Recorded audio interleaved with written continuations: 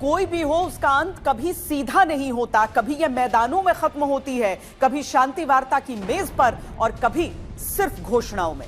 Middle east की रेत बारूद में बदल चुकी है, लेकिन ईरान झुकने को तैयार नहीं, अमेरिका रुकने को तैयार नहीं, और इजराइल किसी भी सूरत में ईरान को बख्शने के लिए तैयार नहीं। ऐसे में युद्ध कब रुकेगा? सीज फायर होगा या तबाही से महातबाही की ओर बढ़ता जाएगा? क्या जो जंग कुछ दिनों की लग रही थी वो महीनों या बरसों तक जारी रहेगी? आखिर इस युद्ध का अंत क्या है?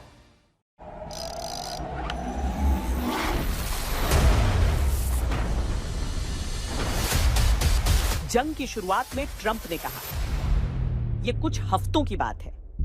2 weeks, maybe 3. We're hitting them very hard. Last night we knocked out tremendous amounts of missile-making facilities, as you probably read. जंग के बीच में ट्रंप ने कहा, जंग जीतने के कगार पर है।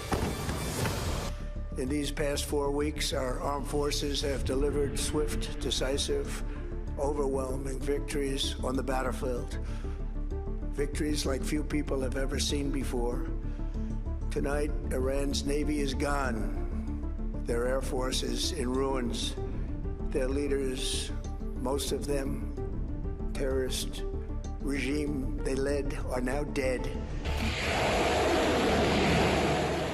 एक महीने से आगे जंग निकल चुकी है, तब फिर ट्रंप कह रहे हैं कुछ और हफ्ते लगेंगे। How long now do you think the war is likely to last? I can't tell you that. I mean, I have my own idea, but what good does it do? It'll be as long as it's necessary. They've been decimated. Their country's in bad shape. The whole thing is collapsing. बयानबाजियों से अलग सच्चाई ये है कि America Iran का सबसे बड़ा पुल उड़ा रहा है। इस्फहान पर 907 किलो की क्षमता वाले बंकर बस्टर बम गिरा रहा है। ईरान के एक 100 साल पुराने मेडिकल रिसर्च सेंटर को तबाह कर चुका है। इसके अलावा ईरान को इससे भी भयानक अंजाम भुगतने की चेतावनियां भी लगातार जारी हैं। Doesn't matter whether they come or not. We've set them back. It'll take 15 to 20 years for them to rebuild what we've done to them. They have no navy. They have no military. They have no air force. They have no telecommunications. They have no anti-aircraft systems. जंग रुकने की संभावनाओं को दूसरा झटका Iran की आक्रामक कार्रवाई से भी लग रहा है। मिडिल ईस्ट में अमेरिकी सैन्य अड्डों से लेकर तेल रिफाइनरीज पर अटैक किया और ये धमकी दी है कि मिडिल ईस्ट में कुवैत, सऊदी, जॉर्डन समेत जितने भी महत्वपूर्ण पुल हैं, ईरान सबको उड़ा देगा। साथ ही अमेरिकी सैनिकों के ईरान में घुसने पर भीषण जवाब देने का अल्टीमेटम भी है।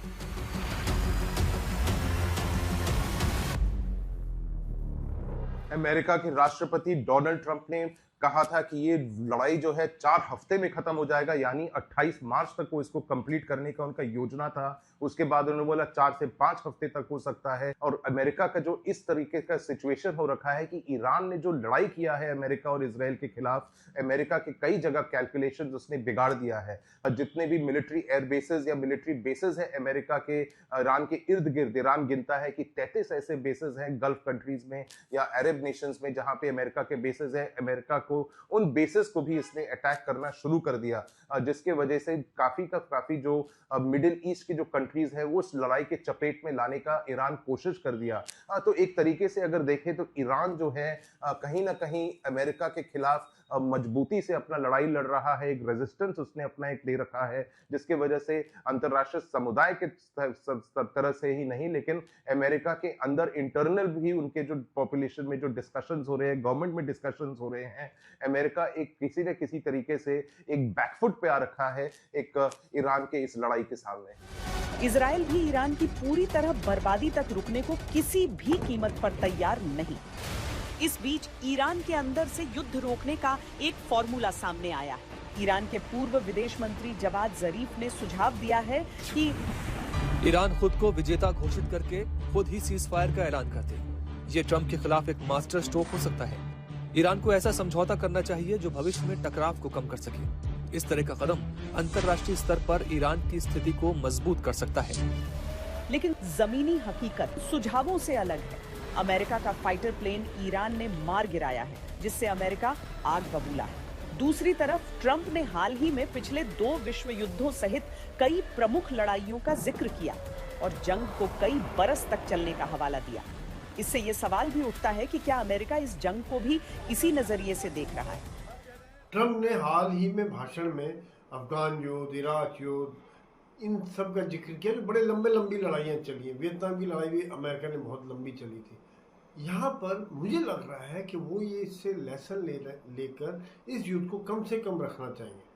यहाँ पर अगर हम भारत के ऑपरेशन सिंदूर को देखते हैं, किस प्रकार से उन्होंने बहुत ही कम समय में ऑपरेशन खत्म कर दिया, अपना ऑब्जेक्टिव अचीव किया और ऑब्जेक्टिव खत्म कर दिया। लेकिन यहाँ पर अमेरिका को अभी तक कोई सफलता नहीं मिली, मेजर सफलता नहीं मिली जिससे वो दुनिया को बता सके।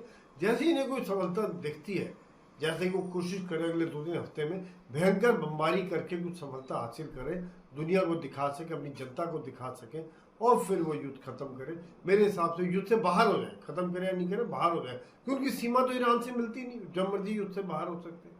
तो मेरे हिसाब से वो युद्ध को बहुत जल्द लंबा नहीं खींचना चाहिए।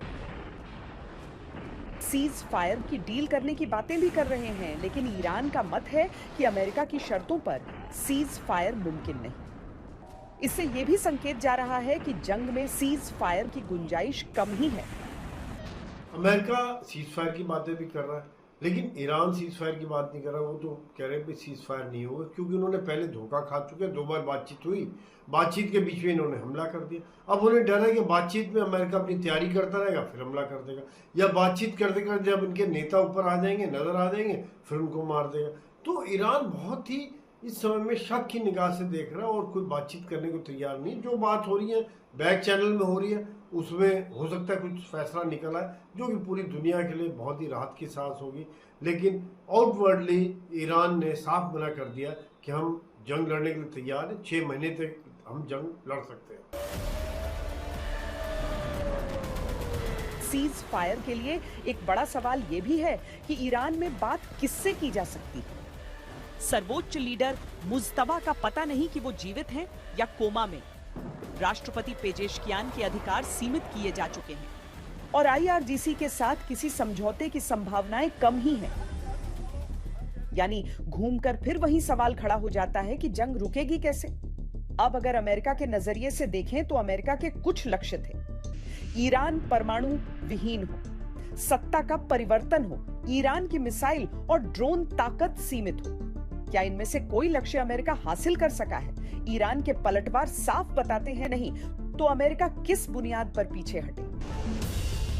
ईरान के नजरिए से देखें तो अमेरिका युद्ध की भरपाई करे, ईरान पर लागू प्रतिबंध हटाए, परमाणु कार्यक्रम पर सम्मानजनक बात और मिसाइल कार्यक्रम में कोई रोक नहीं। ईरान की डिमांड्स भी फिलहाल पूरी होती नहीं दिखती, तो फिर किस फॉर्मूला पर युद्ध रोकने पर सहमति बने?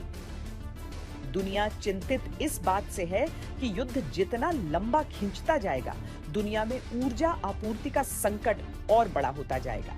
स्ट्रेट ऑफ हॉर्मुज पर पहले से ही ईरान की नाकाबंदी है, जिसने पूरी दुनिया को प्रभावित किया है। अब उसका अगला इरादा तेल गैस आपूर्ति के दूसरे महत्वपूर्ण रास्ते बाब अल मंदाब को भी ब्लॉक करने का है।